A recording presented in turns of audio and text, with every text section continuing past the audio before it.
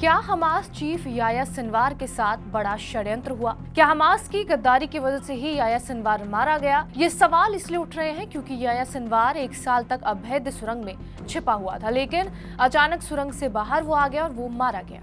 सवाल यही है कि आखिर वो सुरंग से बाहर क्यों आया? क्या हमास के लड़ाकों ने किसी साजिश के तहत उसे बाहर निकाला? और सिनवार के अंत का अंतिम सत्य क्या है? याह्या सिनवार का अंत निश्चित था। ये बात ना सिर्फ इजराइल के पीएम बेंजामिन नेतन्याहू और उनकी सेना जानती थी, बल्कि इस बात का एतबार खुद याह्या सिनवार को भी। इसलिए वो पिछले साल 7 अक्टूबर को हमले से पहले ही गाजा की सुरंग में पहुंच गया था। 7 अक्टूबर 2023 ये वो तारीख है जिस दिन हमास ने इजराइल में बहुत बड़ा नरसंहार किया था। 6 अक्टूबर 2023 यानी 7 अक्टूबर के हमले से एक दिन पहले ही सिनवार अपने परिवार के साथ गाजा के सुरंग में पहुंचा था। सिनवार सुरंग में अपने बेटे और पत्नी के साथ पहुंचा था और 6 अक्टूबर 2023 की रात 10:44 पर सिनवार पहली बार सुरंग में पहुंचा और रात 1:30 बजे तक वो सुरंग में जरूरी सामान ही जुटाता रहा। सिनवार ने सुरंग के अंदर भारी मात्रा में खाने पीने की चीजें, पानी, दवाइयां और दूसरी जरूरी चीजें इकट्ठा कर ली थी। बाहरी दुनिया की खबर के लिए सुरंग के अंदर उसने टेलीविजन भी लिया था। सिनवार की पत्नी सुरंग में जो हैंडबैग लेकर पहुंची उसकी कीमत करीब 30 लाख रुपए बताई जा रही है और ये जानकारी इजरायली रक्षा मंत्रालय ने दी है।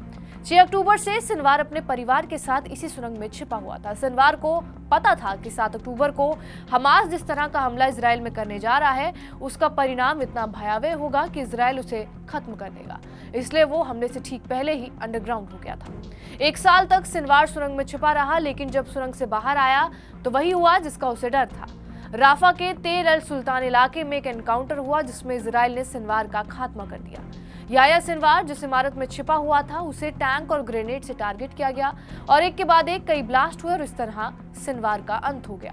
सिनवार तेल अल सुल्तान की जिस इमारत में छिपा हुआ था वो आईडीएफ के कैंप से महज 170 मीटर की दूरी पर था। सिनवार इजरायली सेना के इतने करीब छिपा होगा इसकी कोई कल्पना तक नहीं कर सकता। यही वजह है कि इजरायली सेना को भी इस बात का अंदाजा नहीं था।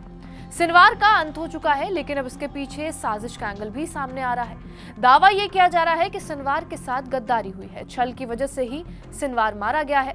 गद्दारी वाली थ्योरी के पीछे कई तर्क भी दिए जा रहे हैं। पहला तो ये कि सिनवार को उसके ही लोगों ने जानबूझकर बंकर से बाहर निकाला।